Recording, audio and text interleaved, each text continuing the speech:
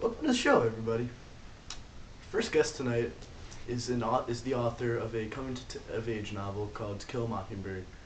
It's a story about the Finch family who faces many challenges as the father, Atticus, has to defend Tom Robinson, a black man who's accused of rape. It takes place over about 2 years or so, and without further ado, here is Miss Harper Lee. Welcome to the show. It's nice to be here. I like your dress. Thank you very much. Okay, so tell me a little bit about yourself. Well, my name's Harper Lee, and I am a woman, as you can tell. I was born in 1926, and I won lots of prizes. I won Best Novel of the Century.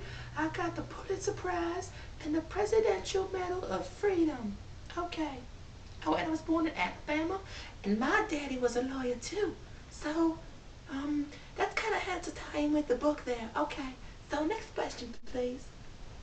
Okay, well, I like how in the book you used a lot of symbols and motifs and stuff. Can you tell me a little bit about that? Yeah, well, the title of the book, To Kill a Mockingbird, in the book, the mockingbird was a symbol for something that's, a mockingbird never hurts anybody. All they do is just they make people happy and stuff. And so Boo Radley, the mysterious man in the book, all he ever did was trying to make the kids happy. And the kids, I love the kids, I really do love the kids.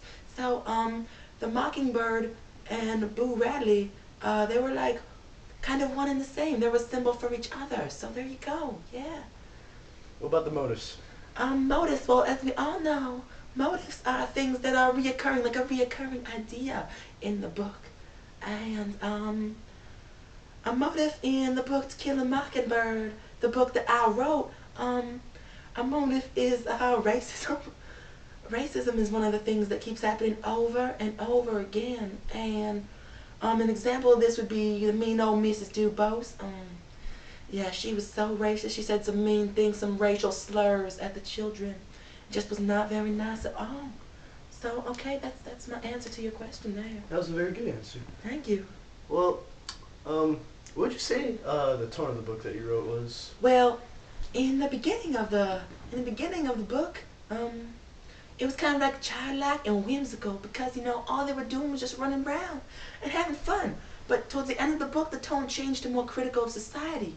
Because, society needs to be criticized sometimes. Okay, so that's about the tone of my book. Any more questions you have for me?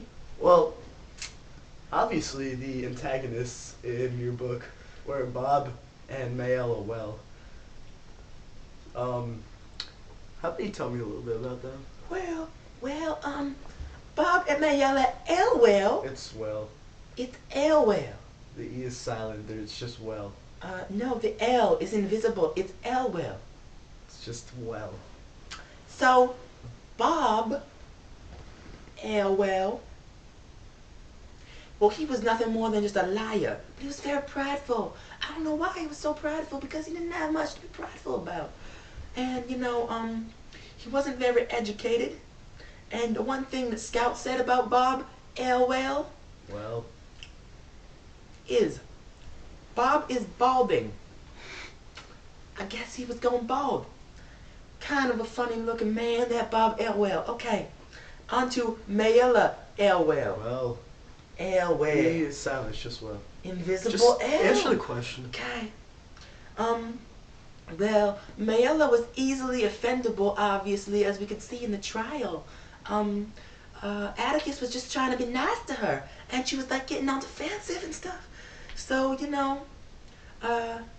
one thing that Tom Robinson, and I quote, said, Hey, that Mayella Elwell, I know she didn't have no nickels to spare. and that's exactly what Tom Robinson said about her. So she didn't have any nickels to spare, so she was pretty poor. So yeah, that's Mayella Elwell. Well. Elwell. Next question. Well, I know that my favorite scene in that book is when that house caught on fire. Can you tell me a little bit about that? Oh yeah, when the house caught on fire. Yeah. I really liked that scene because it showed how the whole community can come together, and to help out that poor lady because the house caught on fire. And Boo Radley also was creeping around in that scene. So I kind of like that scene for that as well. Okay. Okay. Well, you also used foreshadowing a lot in your novel, didn't you? Yeah, I used foreshadowing, when Burris Elwell. It's well. Elwell. Where's the L? It's invisible. It's invisible L. That makes no sense. Just Anyways, Burris Elwell. He was in school, you know, and the way he behaved in school was foreshadowing of the way his rest of his family was going to behave. You know what I'm saying? Because he was all rude and kind of, well, you know, just being a jerk to everybody, including the teacher, that poor lady, Miss Caroline. And that was just foreshadowing of how the rest of his family was going to act. So yeah, that's foreshadowing. okay. Burris Well, Elwell. you know, your book's been getting a lot of great reviews. The San Francisco Examiner said, Miss Lee wonderfully builds the tranquil atmosphere of her southern town, and as Adderalty causes it to erupt, a shocking lava of emotions. So, what do you have to say about that? Well, thank you very much to those kind words. I think that's very, very wonderful that people said such nice things to say about my book. Yeah, well, thank you for your time. You know, Yep. that was really great. Yep. Or you can go to commercial. We'll be right back. All right.